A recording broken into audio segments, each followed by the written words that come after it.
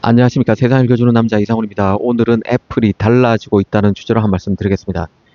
칩 시장을 유심히 보시는 분들은 느끼실 것 같습니다. 애플과 삼성 간 밀착이 심상치 않은데요.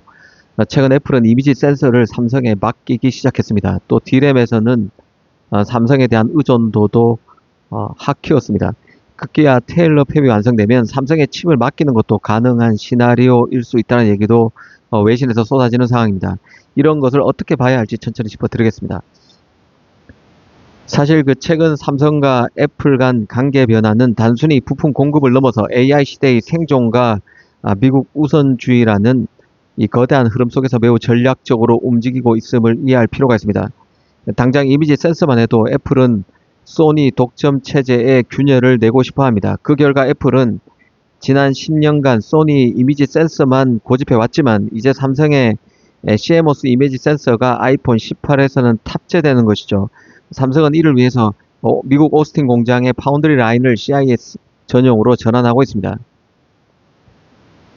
그 메모리 풍기 현상도 삼성과 애플 간 미러를 부추기고 있는데요. 하이닉스와 마이크론이 AI 서버용 HBM 생산에 총력을 기울이면서 일반 모바일 D램 공급 여력이 줄어들면서 애플이 삼성 메모리를 더 써야만 하는 상황이 되고 있습니다.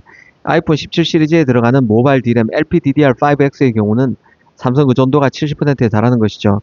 이는 삼성의 압도적인 생산 능력 때문이기도 하지만 두께를 획기적으로 줄인 이 초슬림 LPDDR5X 칩을 개발해서 애플의 까다로운 요구, 이 초박형 디자인을 충족시켰기 때문이기도 합니다.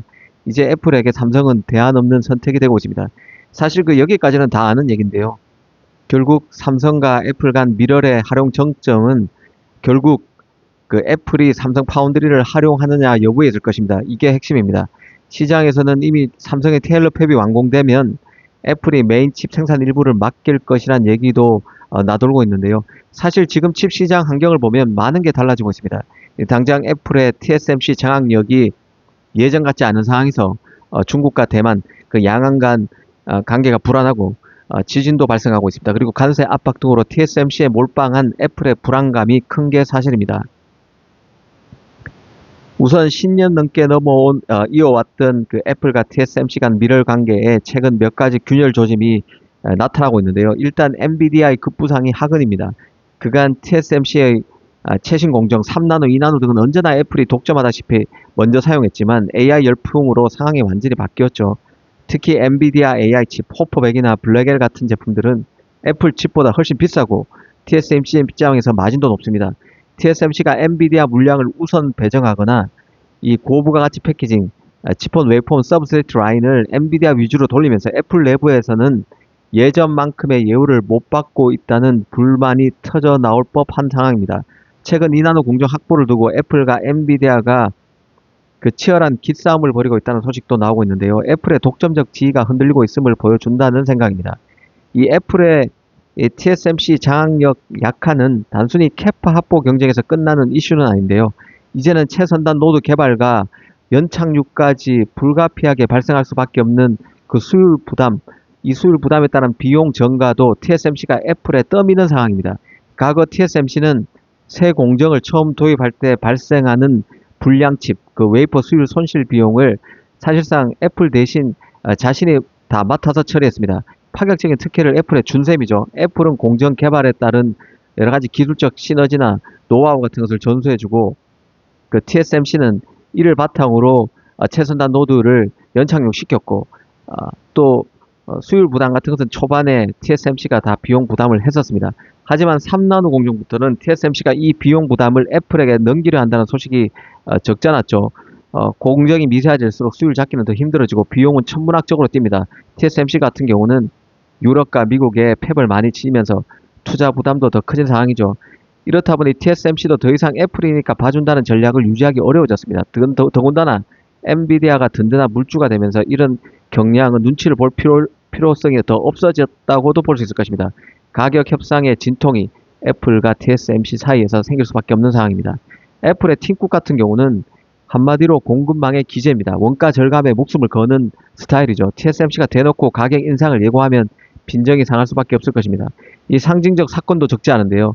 지난 2022년에서 24년 사이에는 애플이 TSMC의 단가 인상 요구를 이례적으로 공개 거부했다는 어, 얘기가 IT 전문지 사이에서 보도가 됐었습니다. 최근 애플이 인텔 파운드리 18옹스로 공정이나 삼성 파운드리를 세컨드 소스로 검토 중이라는 얘기가 계속 흘러나오는 것도 애플이 TSMC 견제용 카드로 언론에 흘리고 있다는 게 개인적인 판단입니다. 예민한 분은 느끼셨겠지만 팀쿡이 최근에 TSMC와 강력한 파트너십을 강조하는 발언의 빈도도 눈에 띄게 줄었습니다. 결국 비즈니스에는 영원한 친구라는 건 없습니다. 애플이 삼성 이미지 센서를 쓰고 메모리 의존도를 높이는 것은 TSMC에게 향하는 강력한 무언의 압박이라는 생각입니다. 이미지 센서를 통해서 소니에게 압박한 것도 있겠지만 TSMC에게 압박했다는 얘기죠. 너희 말고도 대안은 있다고 파운드리에 직접 경고했다는 개인적인 판단입니다. 메모리를 통해서도 마찬가지죠. 특히 삼성 테일러 팩이 이 성공적으로 안착한다면 애플은 TSMC에 집중된 리스크를 분산하기 위해서 아주 냉정하게 물량 일부를 뺄 가능성이 있습니다.